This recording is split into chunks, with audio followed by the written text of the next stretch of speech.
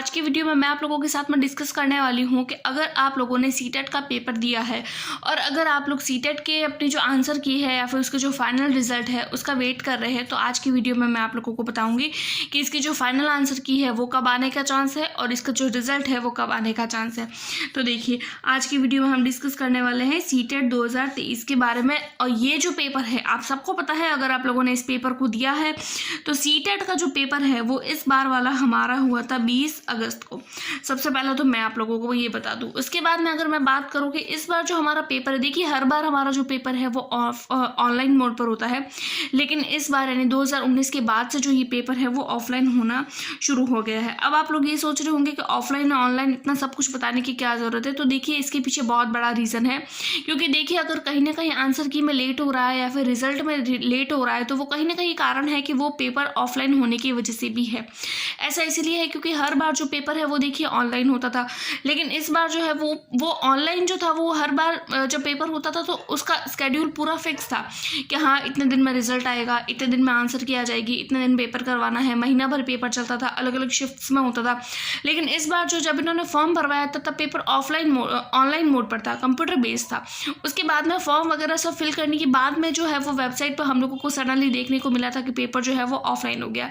तो अचानक से ही कहीं ऑनलाइन से ऑफलाइन होने पर जो है वो इस बार जो है वो हमारे आंसर की में और रिजल्ट में देरी हो रही है, राइट। उसके बाद में अगर मैं बात करूँ कि इसकी देखिए आंसर की कब आएगी और हम इसको चेक कैसे करेंगे। मेन बात तो ये है, आंसर की आएगी वो तो हमें समझ आ जाती है, लेकिन आंसर की भी अलग अलग सब्जेक्ट की है, लैंग्वेजेस की है। पेपर 1 पेपर 2 किसी ने SST दिया होगा, किसी ने साइंस मैथ दिया होगा, किसी के हिंदी इंग्लिश संस्कृत अलग अलग तरीके से लैंग्वेजेस होगी। तो लैंग्वेजेस जो है वो उसको किस तरीके से चेक करेंगे, आंसर की जो है उसमें भी बहुत सारी कन्फ्यूजन है, तो उसको भी लेकर आगे मैं आप लोगों के साथ में डिस्कस करने वाली हूँ। सबसे पहले अगर मैं बात करूं आंसर की आएगी कब, तो देखिए पेपर जो है वो हमारा 20 अगस्त को हो गया था। कहीं ना कहीं चांस है कि देखिए 10 दिन के अंदर अंदर जो है वो हमारी आंसर की आ जाएगी, तो कहीं ना कहीं चांस है कि 20 तारीख से पहले, देखिए आज हो गई है 10 तारीख, और 20 तारीख से पहले यानी 20 सितंबर तक जो है वो हमारे आंसर के आने के चांस है। देखिए इसके रिगार्डिंग जो है वो जब हम लोगों ने जो है वो ये पेपर जब ऑफलाइन होने वाला था या फिर जब ऑनलाइन से ऑफलाइन मोड पर आया था, तभी सीटेट की वेबसाइट पर क्लियर लिखा हुआ था कि आंसर की जो है वो पेपर होने के लगभग 15 से 20 दिन के तक दे दी जाएगी। लेकिन अभी तक इसके रिगार्डिंग जो है वो कोई भी ऑथेंटिक न्यूज़ नहीं आई है, लेकिन कहीं ना कहीं चांस है, उम्मीद है कि पेपर की आंसर की जो है वो 20 अगस्त तक आ जाएगी, ठीक है। उसके बाद में अगर मैं देखूं, देखिए आज है 10 सितंबर, और 10 सितंबर के बाद में अगर मैं देखूं तो देखिए 20 सितंबर तक आप लोगों को आंसर की देखने को मिल जाएगी। जैसे ही आपके पास में आंसर की आएगी उसके बाद में आप लोग कर सकते हैं क्वेश्चन का चैलेंज। अब क्वेश्चन चैलेंज वाला क्या है, ये क्वेश्चन चैलेंज क्या होता है, तो देखिए क्वेश्चन चैलेंज का मतलब है, मान लीजिए आपने किसी ऑप्शन में लगा दिया है ए, आपको लगा कि कोई ऑप्शन जो है वो ए सही है, लेकिन जो है वो बोर्ड ने अपना जो आंसर है वो बी मान लिया है। अब आपको ये लगता है कि आपका आंसर सही है, तो फिर आप बोर्ड को चैलेंज कर सकते हैं। चैलेंज करने का मतलब ये आपके पास में एक ऑथेंटिक सोर्स होना चाहिए कि आपके पास में क्या ऑथेंटिक सोर्स है, और जो बोर्ड है वो ऑथेंटिक सोर्स मानता है NCERT बुक्स को। ये आप ध्यान रखिएगा। अगर NCERT बुक में मान लिया गया है सही उत्तर कुछ और बोर्ड ने अगर अपना उत्तर जो है वो कुछ और मान लिया है, तो आप उस क्वेश्चन को चैलेंज कर सकते हैं। इसके कारण आपको और जितने भी कैंडिडेट जिन्होंने वो ऑप्शन में भरा है तो उन सबको जो है वो एक बोनस मार्क दिया जाता है। तो क्वेश्चन को चैलेंज करने का जो टाइम है वो लगभग हम लोगों को 2 दिन का दिया जाएगा, और 2 दिन के बाद में जब हम क्वेश्चन वगैरह सब चैलेंज कर लेते हैं उसके बाद में एक फाइनल आंसर की हमारे जो है वो निकाली जाती है। उसके बेसिस पर ही हम अपने जो है वो आंसर्स चेक करते हैं कि हम पास होने वाले हैं या फिर फेल होने वाले हैं।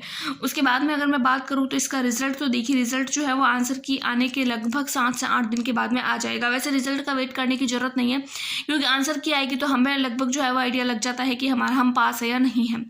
उसके बाद में अगर मैं बात करूँ नेक्स्ट सीटेट की, तो देखिए सीटेट नेक्स्ट कब होने वाला है, तो कहीं ना कहीं चांस है कि नेक्स्ट जो है वो या तो दिसंबर में होगा या जनवरी में होगा।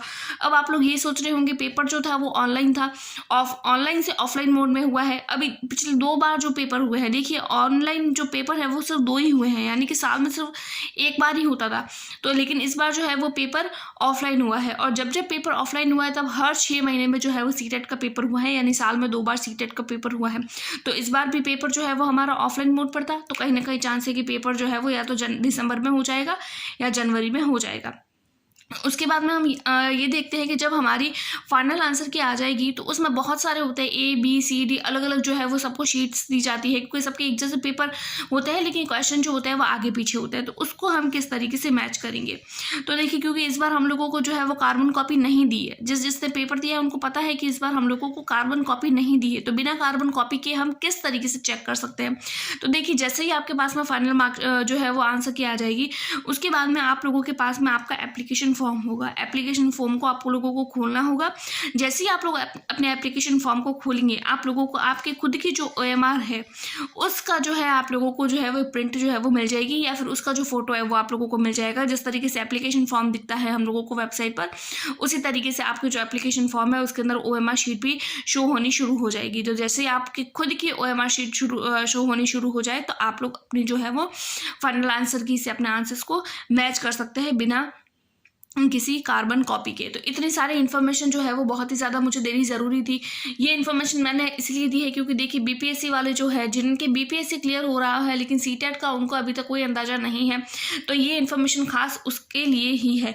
अगर आप लोगों को लगता है कि हमारे चैनल पर हमें CTET के लिए प्रिपरेशन स्टार्ट कर देनी चाहिए, तो आप लोगों मुझे कॉमेंट करके बता सकते हैं। मैं आप लोगों के लिए CTET की जो है वो क्लास स्टार्ट कर दूँगी। Thank you.